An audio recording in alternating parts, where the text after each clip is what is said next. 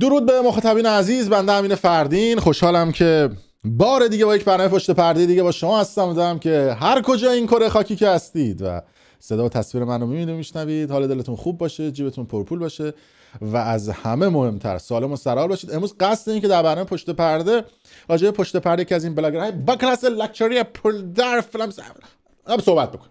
خانم الهام حسینی این چهره نه بزرگش هم بکنم قشنگ برای شما عشق کنید و ماجرای دعوا و درگیریش با سجاد ایسفند. اگه اصلا فامیل سختی هم داره، اینجا عکسشون رو میبینید با داداش سجاد و این داداش کوچیکش هم اسمش کامران و زن داره و دختر بزرگ. مهم نیست. و کفش هرمس چی میخواد این پایین؟ چوسی دیگه اینا. این کفش هرمس زوم کنم برای شما، خیلی فوسفیتیش هستن از پایین ببینن این کفش چی میخواید. بله، امروز میخوام راجع به ایشون صحبت بکنیم و راجع به پشت پرده ایشون. یه دعوا و درگیری عجیب و غریبی هم تو این فضای مجازی شد و یه فیلمی هم اومد بیرون از این خانم الهام حسینی که گریه کرد و زاری کرد و گفت بهم خیانت شد. از این صحبت ها من حقیقت میخواستم بگیرم روی این خانم الهام حسینی مامان پانیز و بشورم بذارمش کنار، اما یه ویدیو دیدم که خیلی تحت تاثیر قرار الک تحت تاثیر.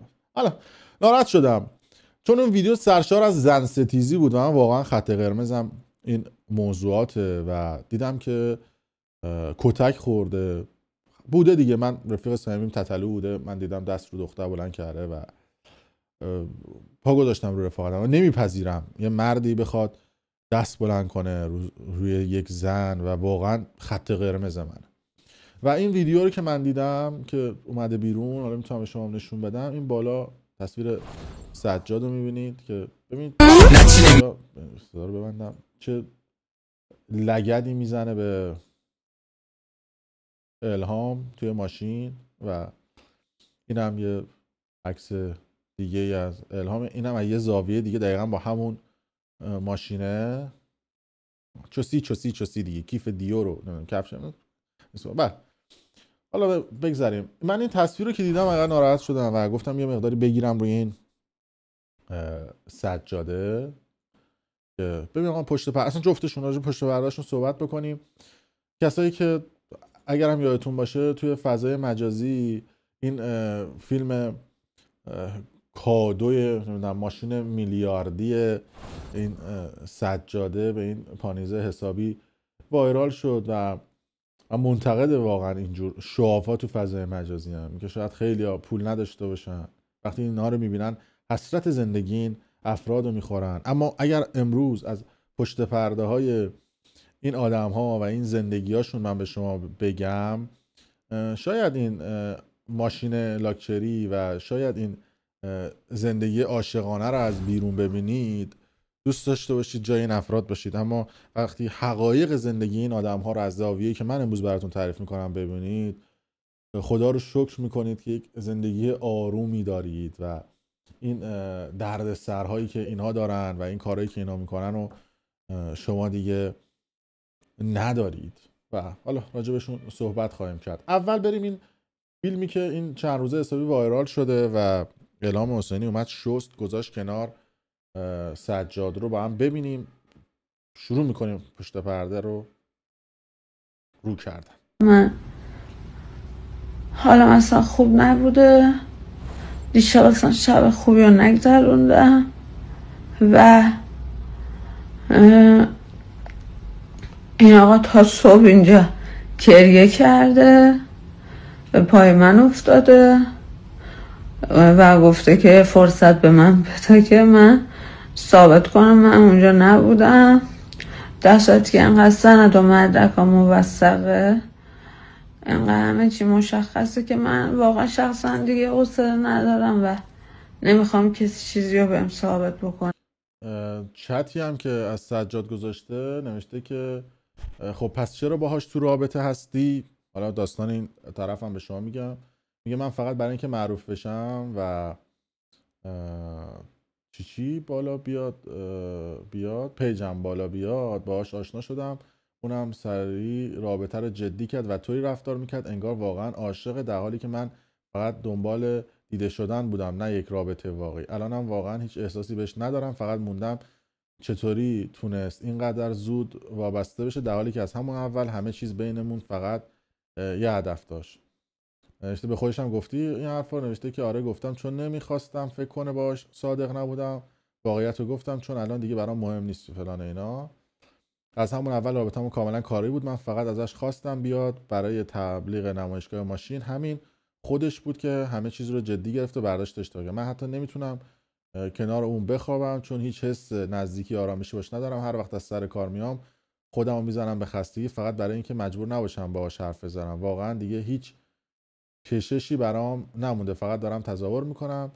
معلومه چی گفته تو جدی بعضی وقتا نمیفهمم چرا باهاش رفتم توی رابطه، از چی بگم، از قد کوتولش که تو مهمونیا خجالت میکشم یا از اون خط چیاش که هر بار میبینم دلم، خط بخیه هاش که هر بار میبینم دلم پس میکشه. نمیدونم چی. این گویا چت سجاد با اون دختر است، حالا اینجوری که اومده تو فضای مجازی و منتشر شده. خب حالا مثلا خوب نبود، دیشب قرص خوردم که فقط بتونم شب رو بگذرونم صبح بکنم و متوجه اتفاقای دورم نبودم. الان از خواب بیدار شدم، همین الان گوشیمو چک کردم و حالت عادی نداشتم، اصلا متوجه اتفاقای دورم اصلا نبودم. از خواب الان بلند شدم و دیدم که بدون اجازه گوشی منو برداشته و رفته تو گوشی من، تمام استوریای منو پاک کرده. 1000 بار دیگه همین استوریا رو پاک کنه. بازم میخوام همتون بدونین که چه آدم کثافتیه، چه آدمیه که به زنای شوهردار چش داره و به همه وعده بعید میده که من طلاقتو میگیرم، بیا من برات علم میکنم بل میکنم و این آدم هیچ گوهی نمیتونه بخوره، هیچ غلطی نمیتونه بکنه، چیزی نداره برای ارائه. فقط خواستم اینو بدونید که استوریا رو من پاک نکردم و من همه رو میزنم. بله این هم داستان عاشقانه این دو نفر که نقل قول از دختر داستان ماست. بله. شال گوچی چی میخواد این وسط؟ من اصلا توجه دارم میکنم به این مارکا. بعد از این اتفاقات هم یه عکس گذاشت، استوری کرد که وسیله های این سجاد گذاشته تو این پلاستیک آشغالی چیچی گذاشته دم در و گفته بیاد ببره. سجاد جان بی زحمت اگه این ویدیو رو میبینی برو دم در این وسایلاتی گذاشته تو آشغالی ببر. اصلا در جریان قرار دادم که اینا گذاشته وسایلات دم در، استوری هم کرده و داستان عاشقانه. زوم کنم من برای شما اینا رو، میخوام براتون از الان به بعد یه مقداری پشت پرده بگم، عشق کنید. اما قبل از اینکه پشت پرده رو بگم لطفا کنید اگه کانال پشت پرده رو سابسکرایب نکردید سابسکرایب کنید تو یوتیوب، زنگوله رو هم بزنید چون داستان فکر کنم حالا ادامه داره، چون بعد از این ویدیو قطعا دو طرفشون واکنششون میدن. دیدم که این پانیزه هم یه استوری گذاشته بود همین دقایقی پیش، ببینم اگر بتونم بهتون نشون بدم. استوری راجع من گذاشته بود و بذار من ببینم میتونم این استوریشو پیدا کنم بهتون نشون بدم. و بله اینجاست و گفتم که چند ساعت دیگه اعلام حسینی و اون شوهر جدیدش سجاد رو افشاگری میکنیم که گفته که میشه خواهش کنم هر چی هر جا میبینید واسه من نفرستید، من به کفشامم نیست که چی میشه، مثلا همون هرمس غیر از چرت و پرت و چت ساختگی واسه ویو. احتمالاً میگه اون چت ساختگی بوده که رو تصویرش گذاشتن که همین الان براتون خوندم. حقیقتی نمیبینید متاسفانه. کاش حداقل این که ادعاش میشه، کاش این که ادعاش میشه حداقل واسه یه بارم که شده 4 تا حرف حق میزد. یکم با ادبیات بهتری میگفتی جای دوری نمیرفت، اما اجرات نداره. من همیشه سعی میکنم که واقعیت رو بگم. تو اون چته من یک کلمه دیدم که حالا ما فرض رو برای میذاریم که ساختگی به نقل از این کامپانیز، ولی خب با این گفتش که من هر بار که بخیه هاشو میبینم حالم بد میشه فلان میشه. این جمله کلی میگم، اصلا ربطی به این ویدیو نداره. خانوم هایی که زایمان میکنن و حالا خط بخیه دارن، به نظر من اون خط بخیه زیباترین نقاشی خداوند روی تن کساییه که برای خودشون لقب مادر رو میکشن. قابل توجه مردایی که وقتی خط بخیه زنایی که بچه به دنیا آوردن رو میبینن مسخرهشون میکنن. شما هم یه زمانی از توی شکم مادرتون بیرون اومدید و حالا شاید بعضیاتون سزارین کرده باشید، شاید بعضیاتون طبیعی، اما خط بخیه مادر به نظر من زیباترین نقاشی خداونده. پس لطفاً مسخرش نکنید. لطفاً حالا جدا از این ویدیو، اصلا کاری ندارم به این چت تو اینا، این حرفی بود که توی دلم بود، بعد این ویدیو شاید الان وقتش بود که میزدم. اما این سجاده داستان ما بسیار آدم حشری ببخشید چیزیه خب، و ماجرا هم برمیگرده حالا توی این ما داستان به یک خانومی به اسم نازنین که توی شناسنامه هم اسمش ناهیده. این خانم نازنین که حالا بلاگر هم هست و توی فضای مجازی هم کار میکنه، یه سالن هم داره توی زعفرانیه. ایشون شوهر فعلیش هم آقای حسام روستاه. حسام روستا کی بوده؟ حسام روستا زن قبلیش که الان این نازنین رو گرفته، زن قبلیش دختر صاحب هتل اسمیناس بوده. ببین حسام برای خودش احتمالاً کسی بوده که اون دختر صاحب هتل اسمیناس رو جدا شده ازش، رفته با این نازنینه که 2 تا هم بچه از اون داره. دعوا از خرید و فروش یک ماشین اتفاق میفته، از امان از این ماشین فروش ها. این نازنینه یه ماشین X3 داشته، میخواسته ماشینش رو از X3 بکنه X4. میره یه دونه نمایشگاه سر جردن بغل اسفاروفسکی. نمایشگاه ماشین هم مال آقایی بوده که اول اسمش علی خسروی بوده، حالا شما به کسی نگید. میره اونجا و میگه که آقا من ماشین میخوام و اینا، و X4 من که میخواست X3 رو بداده، میخواست X4 رو بخره، 9 میلیارد کم میاره، یعنی قسطی. علی خسروی هم میاد میگه که اون سدونگ بقیه ماشین که میشه تقریبا 9 میلیارد، من این کارو نمیکنم. این یه سجادی هست، این دختر ببینه شل میشه، تو رو هم ببینه احتمالاً شل میشه، بیا برو به این بده، این معادل پول ماشینت، اون باقی مونده این ماشین از من بخره، سجاده بفروشه به تو، ازت چک بگیره. میاد از شوهر این نازنینه 9 میلیارد سفت و اینا میگیره، X4 رو میده بهش، ولی X4 به اسم خودش بوده. دخترم میاد تو فضای مجازی، میگن گوله این ویدیوهای فضای مجازی رو نخورید دیگه، میاد چوسی که این ماشین رو من کادو تولد گرفتم. خب در صورتی که اصلا حالا ماشین هنوز 3 دنگش مونده بود و فلان و اینا و تولد و وای و من سورپرایز شدم و او مای گاد فلان و بیسان به امان. از این چوسیایی که میذارن دوستان برای تولدشون و اینا، یه سری حالا عکسای ایناشون هم مثلا بماند، مهم نیست، میذاره. سجاده رو میگه که داداش بی زحمت حالا که توی ماشین رو خریدی دمت گرم، قسط رو نمیده، 9 ماه قسط این X4 رو نمیده نازنینه. خلاصه سجاده هم میبینه که آقا حالا که نمیده، حداقل بذار ما یه جور دیگه بگیریم و این صحبت ها بلند میشه و میره تو کار این نازنینه و میره توی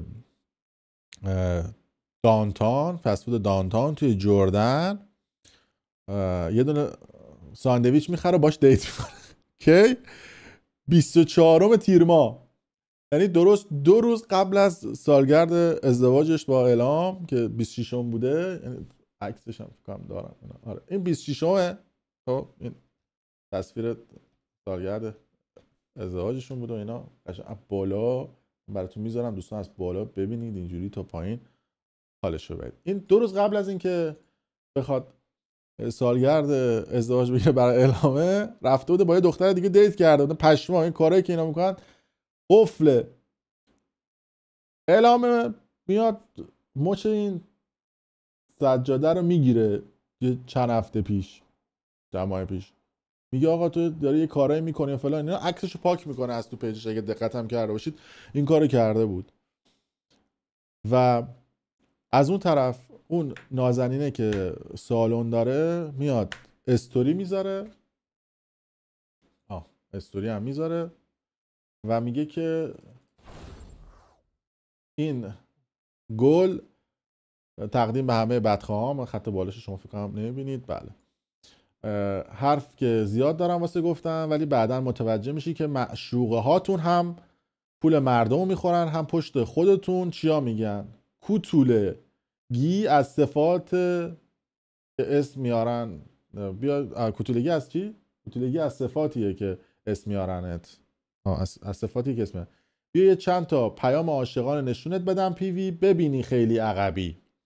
اینو این نازنین استوری میکنه برای اعلامه. دعوا بین دخترها بالا میگیره و اعلامم داستان از چه قرار آقا چی بوده. بلند میشه میره این سالن زیبایی، این از اون داستان چی بود و فلان، اون چه چیزایی رد و بدل میشه من نمیدونم اونجا. بعد استوری میذاره با این دختر و فلان اینا. دختر میگه آره این شوهر شما با اومده با من دیت کرده توی این رستورانه. اونجا دیگه الهامه میفهمه که دفتر را لاکار. بعد جالبه که دختره جلو شوهرش هم اومده گفته بوده که سجاد با من دیت کرد. حسام جان یه غیرتی، یه بیلی، یه کلنگ، یه چیزی نشون زنت رفته یکی دیگه دیت کرد و نشسته اونجا مت که. بعد گفته آره دیگه دیت کردیم و اینا، بقیه پولم که دیگه نخواسته بود و اینا. سجادم دیگه گفته نمیدم و اینا. دختره ولی زرنگتر از این حرفا بوده، یعنی هم با پسر دیت کرده، هم ساندویچ زده تو رک با این سجاده. چقدر معامله هزینه میکنه یارو، بری ساندویچی هم دیت کرده هم پول ماشینا رو نداده. بعد از این قضیه اومده به سجادی گفته که حالا ما دیت هم باد کردیم فلان، بی زحمت این ماشین رو بزن به اسم ما، این 9 میلیاردی هم که چک صفته پس بده مال شوهرمو. سجادم دیدی نمایشگاه داره که اصلا این صحبت‌ها اینا تو کتشون نمیره. گفته بابا سیکتیر فلان اینا، ماشینه رو از زیر پای دختره کشیده بیرون. یعنی فکر کنم اونجا یه کارایی کرده، حالا کرده و ماشینی که کشیده بیرون. دختره چیکار میکنه؟ دختر میره شکایت میکنه. کجا؟ تو کلانتری ولنجک میره شکایت میکنه. سجاده رو صدا میکنن تو کلانتری، چه ساخت و پاسی چیزی شده بوده معلومه تو کلانتری ولنجک. قابل توجه برای بچه‌های کلانتری ولنجک دوستان عزیز، حواستون باشه روتون نگیرم. سجاد میره اونجا بگه آقا داستان چیه. دختره میگیرن سجاد رو میندازن تو بازداشت. بله، سجاد با علی خسروی همون نمایشگاه داره رو میگیرن میندازن تو بازداشت. به دختره هر چی زنگ میزنن دختره جواب نمیده تا ساعت 4 بعد از ظهر که تایم اداری تموم بشه. دختره رو یعنی با زرنگی گشته تایم اداری. سجاد شب میمونه تو بازداشتگاه. کسی که ماشین از زیر پای دختره کشیده. کی؟ دقیقاً سه شنبه 2 هفته پیش از لحظه ضبط این ویدیو، و بدون که بفرستنش دادگاه حالا چون اینا حکمش گرفته بوده. فرداش میرم پیش دادگاه. کجا؟ دادگاه الهیه جای تهران. و اونجا با قاضی جر و بحث میکنه این سجاده. میگه آقا فازتون چیه، مازتون چیه، بیلتون چی کلنگ آقا من اینجا گرفتید، من اصلا نیومد بدم من اصل داستان رو بپرسید، من اصلا از این آدم سفته گرفتم. قاضی هم میگه آقا زرت و پرت نکن، وثیقه تا 2 میلیارد میکنم 10 میلیارد. 10 میلیارد براش وثیقه میبره. میگه تو کارشناسی هم اذیتت میکنم وثیقه‌ای که بیاری. سجاد اونجا پروبازی دم میگه صبحتا اصلا برای ما این چیزا کد نمیده، من کارت میکشم. اونجا 10 میلیارد کارت میکشه. کارت میکشه. یه سری سند منهد هم نمیدونم 10 میلیارد چجوری کارت میکشن، ولی احتمالاً چون اینا خرید و فروش بالا میکنن کارتشون بازه. کارت میکشه و میاد بیرون. به اون دختر میگه بابا حالا ما یه مالیدنی کردیم، یه کاری کردیم، تو چرا ما رو دادی لاکار؟ از این طرف اعلام مچشو میگیره که با این دختره بوده. سری قبلی هم آمار رسیده بوده که جلو در نمایشگاه، این فیلمی که شما دارید میبینید که لگد میزنه اینجا جلوی ماشینه، داستان از این قرار بوده که یه دونه سجاد بمیرم برات که همیشه لا کار میری به خاطر این حشری بودن. دوست سلطان ببری بندازی دور برات به صرفه تره. یه دونه دوست دختر داشته، حالا باش 10 سال تو رابطه بوده، زنش به دوست دخترش بوده به اسم عسل. سجاده رو میکشه تو خونه خودش تو فرشته. از اون طرف شماره این الهامه رو گیر میاره، به دوستاش میده، میگه آقا یه زنگ بزنید به این الهامه سجاد که تو خونه منه، اینم بیاد من و اینو با هم رو کار ببینه، بفهمه ول کنه تو زندگی این سجاده بره بیرون، چسبیده به این سجاده. همین اتفاق هم میفته. از آسانسور که میرن بالا ببینن که رو کاره، سجاده از پله‌ها در میره. یعنی ببینید اینا دیگه داستانش. برفت سجاد جان کافور بخور سلطان، هر چی میکشی تا این دختر. خلاصه میزان حول بودن و حشری بودن این آدم باعث میشه که بگاه بره، ببخشید به فنا بره. ویدیو خانوادگی من میخواستم این صحبت نکنم و این ریشه در خانواده این افراد داره.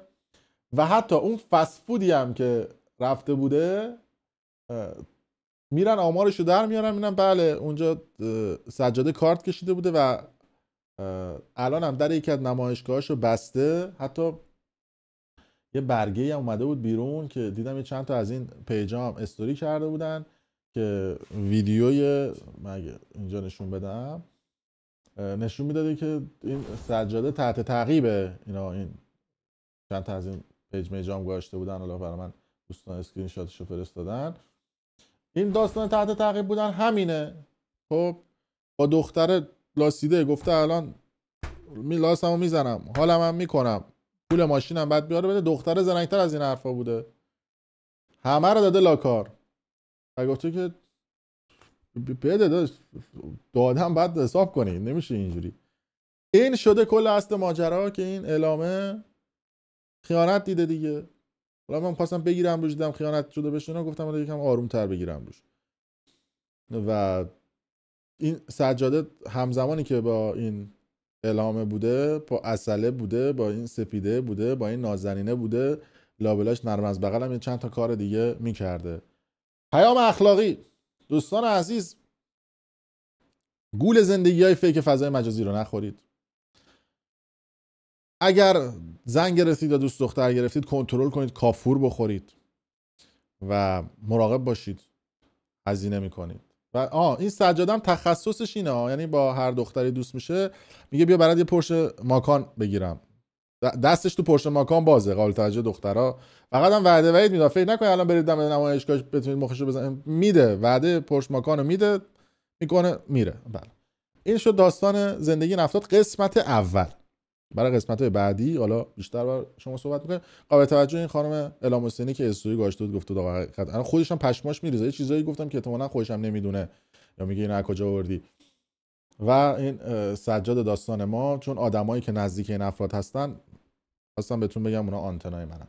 خیلی مخلصیم، دمتون گرم دوستان. شما نظرتون راجع به زوجهای عاشقانه در فضای مجازی و بلاگرهای با کلاس لکچری فلان چسی به ما بدید. چکریم.